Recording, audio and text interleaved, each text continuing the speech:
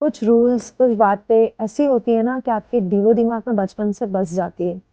अब जैसे मेरे लिए है, मैं कभी भी मेरे फ्रेंड्स के साथ जाती तो मम्मी कहती थी बहुत ज़्यादा लेट मत आना, हल्की रात हो तो घर पे आ जाना।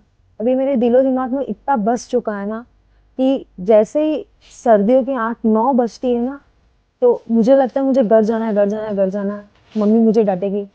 चाहे फिर उस बात को अब वो 10 साल हो गए, 10 साल से मम्मी ने डाँटना बंद कर दिया है। क्योंकि मैं उस आदमी के साथ घूम रही हूँ जिस आदमी के लिए बचपन से मम्मी कहती थी शादी हो जाए उसके बाद तुम्हारे जो करना हो करना, जैसे घूमना हो घूमना, जो पहनना हो, जहाँ खाना हो, सब करना।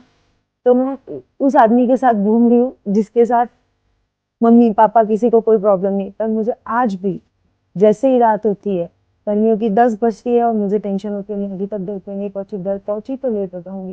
कभी कभी लगता है यार हम कितना डरते थे अपने माँ बाप से, पर एक हमारी औलाद हो, डरती ही नहीं, वो डर ही नहीं है उनको।